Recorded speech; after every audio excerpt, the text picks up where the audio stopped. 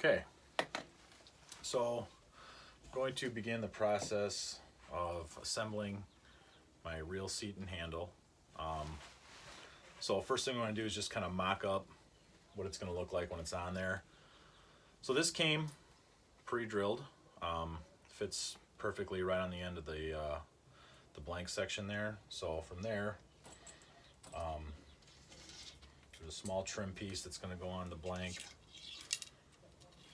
From there, then our reel seat's going to go on. Now, this isn't big enough for this blank, so I have to ream this handle out. But what I did was put about approximation of where it'll sit on here on the blank, and then I made a little check there on my rod. So as I'm reaming and fitting, I don't have to keep this on there. This can just come off. And then I can keep fitting the handle down to past where that small check mark is on there, okay? So, to ream the handle, now they make reamers that are specific to rod building. This is what I have, this is what I'm gonna use. It's a little short, but I think we'll be able to make it work. It's just gonna take some time. And in order to get to that diameter of my rod blank, I'm gonna have to do quite a bit. But we'll play with that, see how it goes. If it's not going well, then maybe I'll have to order a bigger reamer, because you want that to sit perfectly centered on your blank. So anyway, we'll get to that in a little bit. What do you mean by perfectly centered? Well, you don't want to ream the hole off to one side. You want it to be right down the middle. Oh. So that's the problem I think I might run into with this smaller file. But we'll check it out. We'll see what happens. All right, so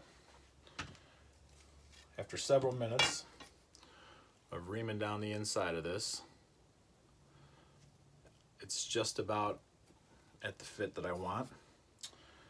And the fit that I want, so I've got a couple of checks marked on my rod there and there, and that's roughly about where the reel seat's gonna sit, or I'm sorry, the handle. So when this slides on there, that's not bad.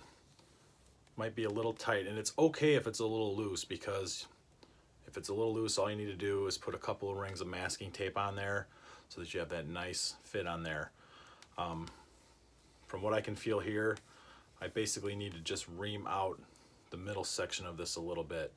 So again, I'm not using probably the right tool for this. I've been trying to be very conscious about keeping it that center hole where it should be on here. Now, if you're a little off, that's okay. You have a winding check that's going to go on here, just to kind of trim that up. That inside part you'll never see, but you do want to keep that hole centered in the grip. You don't want it sitting off to one side. Otherwise, it's just going to kind of look and feel goofy. So I'm just going to ream a little bit more out of the middle here, and I would say that this is going to be just about good. I want it to slide on there. So all I'm doing here is kind of holding this on here, keeping it off the edge for now, because my edge diameter is good.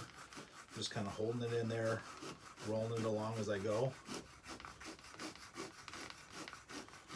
So I'm hitting all the sides.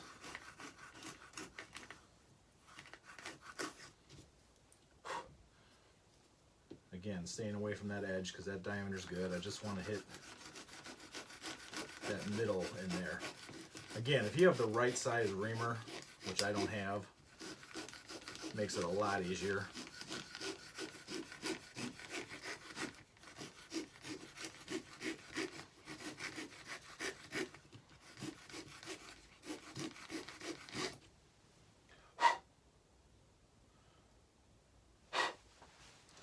And I found that my triangle file here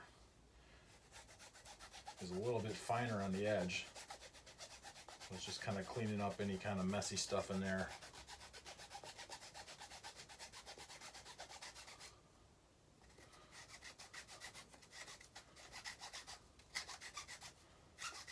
as I rotate. Okay. See how that goes on.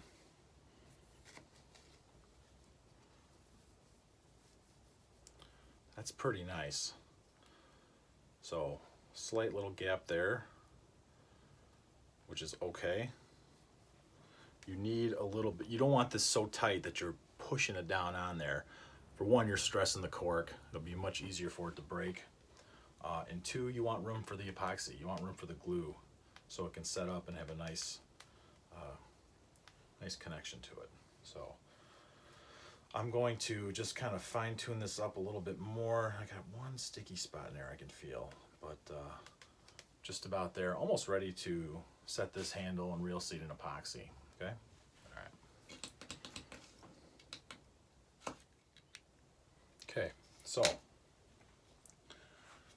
I've got my handle reamed out, fit on the rod the way I want it.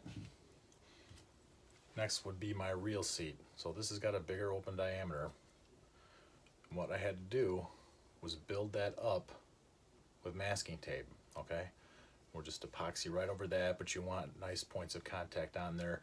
Again, just like the cork, you don't want it too tight. You want it loose enough that it can barely slide, but you don't want a lot of gap in there. You want enough room for glue, okay? So, basically, I'll be applying epoxy to all this, basically the whole bottom here. So once this is mocked up, I'll show you how it looks. Get my reel seat on.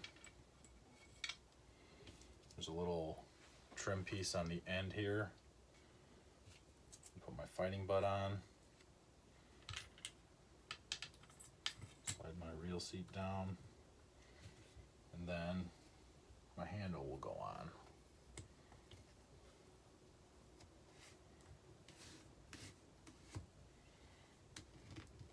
Fit over that. So that's it. Handle's mocked up, ready to be epoxied. So I taped over my threads at the base here, and I taped over the uplocking hardware on this so it's not slipping and sliding around on there. Last thing you want is to accidentally epoxy your uplocking seat and your threads. So if you can protect those, you should. It hasn't happened to me, but I can see that being an issue if you get a little sloppy with your epoxy. And the last rod I built, that was my biggest worry, was that I was going to make a mess with the epoxy and get things all over the place. But actually, it ended up being fine. You don't need to use a ton. You just need to cover your surfaces real thin, and we'll be going over that in a little bit.